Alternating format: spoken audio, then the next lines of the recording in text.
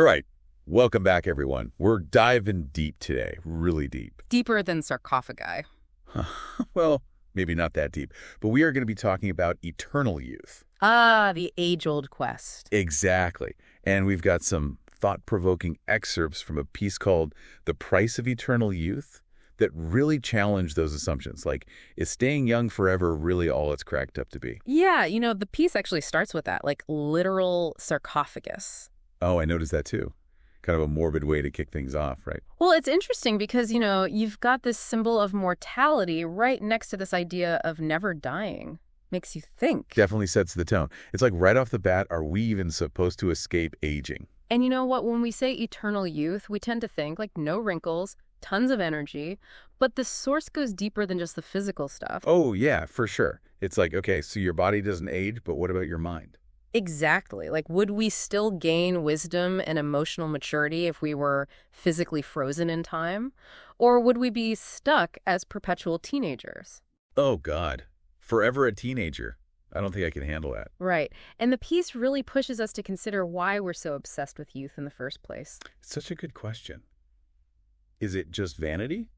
Or are we actually afraid of getting older? I mean, there's definitely a ton of societal pressure.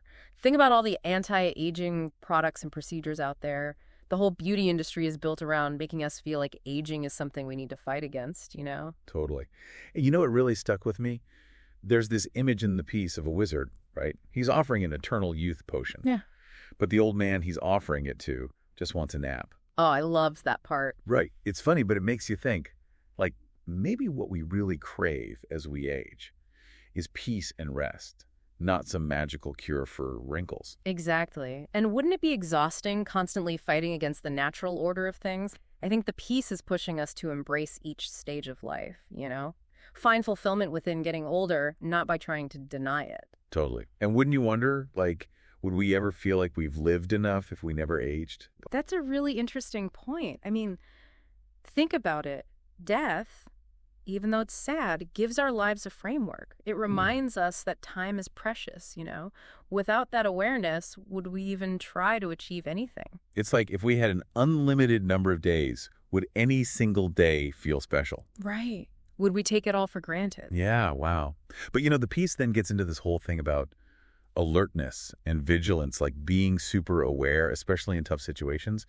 And I was thinking, can you be too alert? Oh, that's a good question. It actually reminds me of this quote by Jean Kerr. She said, "If you can keep your head when all about you are losing theirs, it's just possible you haven't grasped the situation." Huh, that's perfect. Right. Like, maybe we're so obsessed with staying young and on top of everything that we miss the bigger picture. Yes. What if always trying to outsmart time just makes us anxious and stressed? Maybe there's a balance.